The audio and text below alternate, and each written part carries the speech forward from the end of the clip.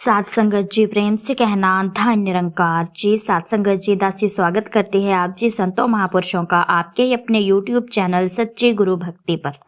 तो साथ संगत जी दासी आप जी के सामने आज फिर से एक नई प्रेरणादायक कहानी लेकर के आई है। कहानी का शीर्षक है कि सत्संग में बैठे हुए हमारा मन सत्संग में क्यों नहीं होता।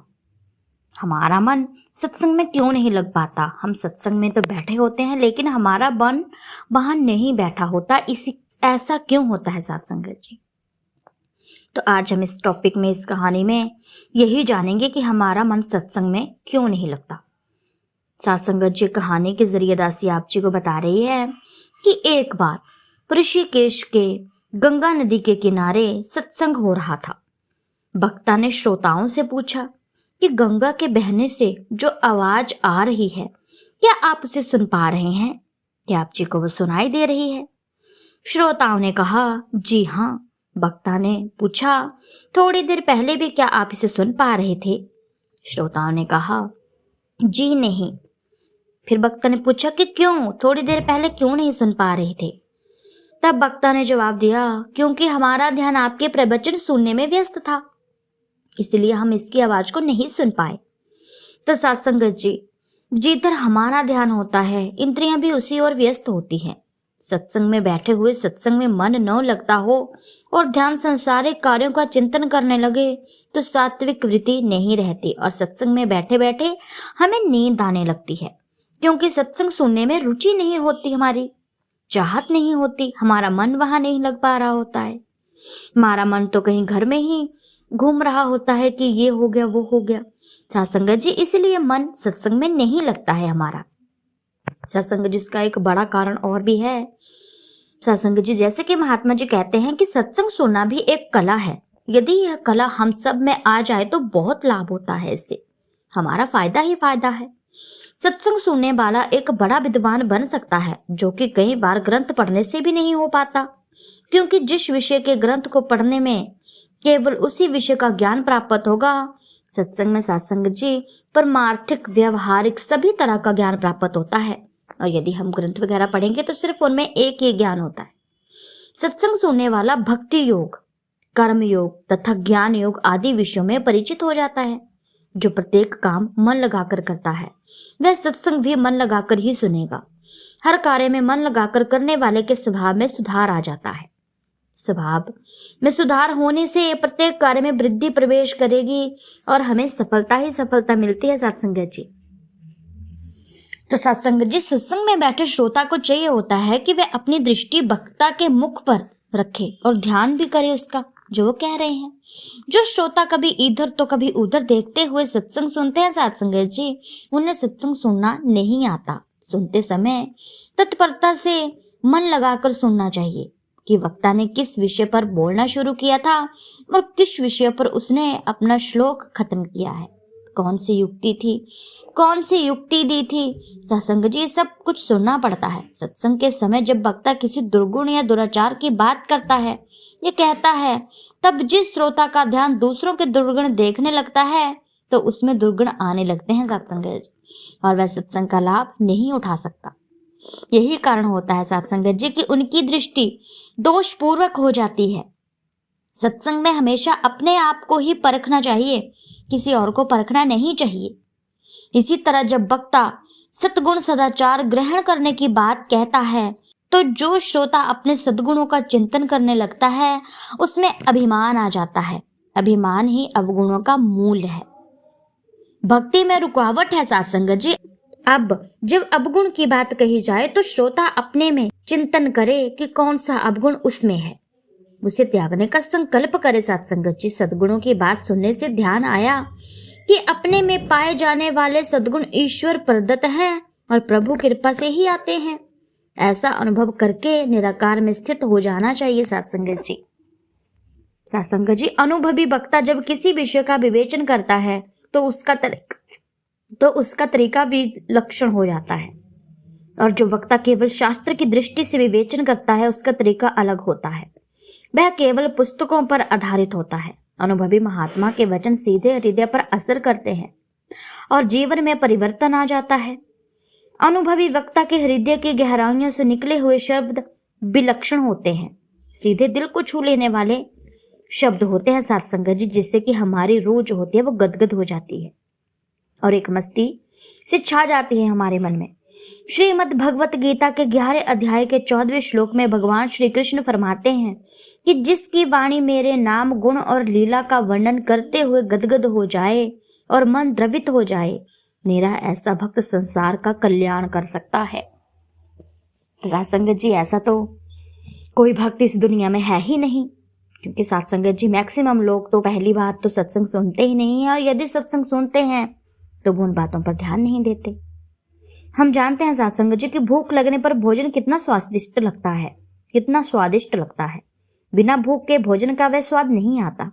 इसी तरह श्रोता में जानने की भूख होगी तो वह अनुभवी वक्ता के वचनों को ध्यान से सुनेगा और वक्ता की बात श्रोता के अंतःकरण में प्रविष्ट हो जाएगी। अनुभवी वक्ता के द्वारा सुना जाए तो भीतर एक शक्ति प्रवेश करती है साथ संगत जी।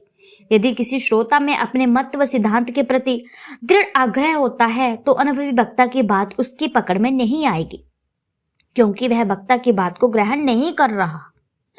उसके मन में टीका टिप्पणी और कपट होता है, इसीलिए वो वक्ता की बात को सुन ही नहीं पा रहा, और यदि सुन रहा है तो उस पर अमल नहीं कर पा रहा, उन बातों को समझ नहीं पा रहा। जो श्रोता अपनी कोई आड़ नहीं लगाते, अनुभवी महात्मा के भाव उनके भीतर शीघ्र प्रवेश कर जाते हैं साथ संगत जी। पारस के छूने पर भी यदि लोहा सोना नहीं बना तो सोचना होगा साथ संगत जी हमें कि या तो पारस असली नहीं है या फिर लोहे पर कोई परत आदि है। वक्ता के वचनों से यदि श्रोता का जीवन नहीं बदलता तो सोचना होगा कि या तो वक्ता ब्रह्म ज्ञान से अनुभवी नहीं है या फिर जिज्ञासु कुछ अपनी अटकलें लगा रहा है और महात्मा के वचन उसके हृदय को नहीं छू रहे। संत ब्रह्म ज्ञानी को तो पारस से भी अधिक बताया गया है साथ संगत जी। पारस जिस लोहे को सोना बनाता है वह सोना किसी दूसरे लोहे को सोना नहीं बना सकता। ब्रह्मवेत्ता से ज्ञान प्राप्त करके जब जिज्ञासु ब्रह्म ज्ञानी हो जाता है, वह गुरु कृपा से किसी दूसरे जिज्ञासु को ब्रह्म ज्ञानी बनाकर कल्याण मार्ग पर ला सकता है। कुछ श्रोता इस ध्यान से प्रवचन सुनते हैं कि वे आगे प्रवचन देने में प्रवीण हो जाएं। ऐसा श्रोता या शास्त्र ज्ञानी अच्छे प्रवक्ता तो बन जाते हैं, परंतु साथ संगत जी प्रभु प्रेमी नहीं बन पाते। उनका ध्यान केवल दूसरों को सुनाकर प्रभावित करने में ही केंद्रित लगा रहता है। प्रभु प्रेमी महात्मा सत्संग को बड़े ध्यान से अपने लिए सुनते हैं। सत्संग सुनने से वक्ता के नेत्र, हाथ आदि की मुद्रा, उनके भाव आदि का श्रोत पर विश्लेषण असर होता है। उनकी बुद्धि वक्ता की बुद्धि में प्रविष्ट हो जाती है और तत्काल ही प्रवीणता आ जाती है। सभी वेद आदि सत्य शास्त्रों, धर्म ग्रंथों में सत्संग सुनने की महत्ता को दर्शाया गया है। सतगुरु ऐसी तौफीक दें कि हमें सत्संग सुनना आ जाए साथ संगत जी। हम भी कहीं साथ संगत जी उन लोगों की सूची में न रह जाएं जो कि साथ संगत जी जिन पर साथ संगत जी कोई और ही परत चढ़ी होती है। साथ संगत जी पारस हमेशा ही लोहे को सोना बना सकता है। यदि उस पर कोई गलत फलत या कोई किसी और प्लैटिनम की परत चढ़ी होगी तो साथ संगत जी वो सोना नहीं बन पाएगा। हम भी कहीं उसी सूची में तो नहीं आ रहे, हम भी कहीं वही महात्मा संत तो नहीं है जिसे कि ब्रह्म ज्ञानी ज्ञान दे रहे हैं और हम पर कोई असर ही नहीं हो रहा। तो साथ संगत जी हमें परखना होगा खुद को। सत्संग में जाइए, सत्संग सुनिए और वहां पर खुद को जाकर के परखिए कि हम सत्संग सुनते हैं क्या, हम किस लिए आ रहे हैं यहाँ पर। हम 2-3 घंटे खर्च करते हैं तो किस लिए करते हैं। यदि हम सत्संग ही नहीं सुन पाएंगे, सत्संग ही नहीं सुनेंगे तो हम क्यों आ रहे हैं यहाँ पे। साथ संगत जी सत्संग सुनने का मतलब होता है प्रभु परमात्मा के करीब जाना, इसको जानना, इसको पहचानना, इसे पूरी तरीके से देखना कि ये कैसा है, कैसा दिखाई देता है, ये हमारी भक्ति कैसे स्वीकार करेगा, ये किस भक्ति करने से खुश होता है। साथ संगत जी ये सब हमें वहां पर जाकर के पता लगता है। और भी साथ संगत जी बहुत सी ऐसी बातें होती हैं जो हमें सीखने को मिलती है कि हमें बड़ों के सामने या बड़े बड़े महापुरुष होते हैं उनके सामने किस तरह से बात करनी होती है, किस तरह से बैठना उठना होता है, हमें बड़ों का आदर सत्कार क्यों करना चाहिए, क्या हमें ऐसी क्वालिटी होनी चाहिए कि हम बड़ों का आदर सत्कार करें, या फिर बड़ों में ऐसी क्या क्वालिटी होनी चाहिए कि हम उनका आदर सत्कार करें। साथ संगत जी बहुत सारी ऐसी छोटी छोटी बातें होती है जो दासी अभी तो नहीं बता सकती, लेकिन साथ संगत जी दासी को विश्वास है कि दासी आप जी को ये जरूर पसंद, आप जी को ये जरूर बातें खुद ही पता चलेगी कि हमें सत्संग क्यों सुनना चाहिए। साथ संगत जी सत्संग में ध्यान क्यों हमें लगाना चाहिए? यदि हम सत्संग में ध्यान नहीं लगाएंगे तो हमारा ये जीवन जो है वो व्यर्थ चला जाएगा साथ संगत जी। और मेन बात कि हम जो 2, 3 या 4 घंटे का टाइम निकाल करके परमपिता परमात्मा के भवन में जा रहे हैं और वहां पर सत्संग ही नहीं सुन पा रहे हैं, तो उन सब चीजों का कोई मतलब नहीं। सत्संगत जी पहले भी कथा में बता दिया, दासी ने कहानी में बताया सत्संगत जी कि हमारी इंद्रियां जो है सुनने की, वो केवल और केवल वक्ता पर होनी चाहिए कि वो क्या कह रहा, किस बात पर कह रहे हैं। सत्संगत जी यदि हम उसकी बातों को ध्यान से सुनेंगे तो हमारे दिमाग में और भी बहुत सारे सवाल पनपेंगे कि ऐसा क्यों कहा महात्मा ने, ऐसा क्यों कहा।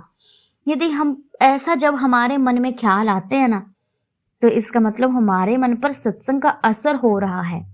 फिर हम उन बातों को बार बार याद करते हैं कि महात्मा ने वो बात कही थी लेकिन मुझे समझ नहीं आई कि क्यों कही थी। सत्संग जी आप पूछ सकते हैं, यही तो है, जिज्ञासा ही तो होनी चाहिए, जिज्ञासा ही तो होनी चाहिए इस परम पिता परमात्मा को पाने की। सत्संग जी पहले भी दासी ने बहुत सारे ऐसे अवगुण बताए हैं कि हम सत्संग में ध्यान क्यों नहीं लगा पा रहे हैं। तो दासी आप जी संतों महापुरुषों के चरणों में यही अरदास करती है, यही विनती भी करती है कि दासी भी कहीं इनकी सूची में ना आ जाए, दासी भी वक्ता की बातों को ध्यान से सुना करे और सत्संग में जाया करे, सत्संग में ध्यान से अपना मन लगा करके सत्संग सुना करे ताकि अपने जीवन में पार उतारा हो जाए। सत्संग जी दासी भी अरदास करती है और आप जी संतों महापुरुषों से ही तो दासी प्रेरणा लेती है कि आप जी कैसे सुनते खेलते हैं वैसे ही दासी भी करती है। तो सत्संग जी जिन लोगों को नहीं पता है, जिन संतों महापुरुषों को नहीं पता है, कई बार ऐसा होता है सत्संग जी की पता नहीं होता कि हमें सत्संग सुनने से क्या होगा, या हमारा मन तो वहां लगता ही नहीं है। सत्संग जी खुद को पहचानो कि हमारा मन क्यों नहीं लग रहा, और सत्संग जी वहां पर जाकर के देखिए कि हमारा मन क्यों नहीं, किस तरफ हमारा मन भाग रहा है। हमको खुद को पकड़ना चाहिए। जब हमारा मन हमारा काबू में हो जाएगा तब हमें सारी ही बातों की समझ आ जाएगी कि हमारा मन जो है वो सत्संग में क्यों नहीं लगता। तो सत्संग जी परखना तो हमें खुद को ही पड़ेगा, और जिस आदमी ने खुद को परख लिया वह इस परम पिता परमात्मा का प्यारा हो गया। सत्संग जी समझ लीजिए, जिसने सत्संग की बातों को ध्यान से सुन लिया, सत्संग जी भगवान उससे खुश हो गए। फिर हमें भगवान को खुश करने के बहुत सारे तरीके खुद ब खुद ही आ जाते हैं। फिर हमें किसी से पूछने की या बहुत सारी भक्ति आराधना करने की जरूरत नहीं पड़ती। तो सत्संग जी दासी की कहानी आप जी संतों महापुरुषों को अच्छी लगी हो तो वीडियो को लाइक कीजिएगा, कमेंट में धन निरंकार जी जरूर लिखिएगा। ऐसी ही प्रेरणादायक कहानियां मैं आप जी संतों महापुरुषों के सामने हर रोज लेकर के आती रहूंगी। अब मैं चलती हूँ नेक्स्ट वीडियो में, अब मैं मिलती हूँ आपसे नेक्स्ट वीडियो में। तब तक के लिए धन निरंकार जी।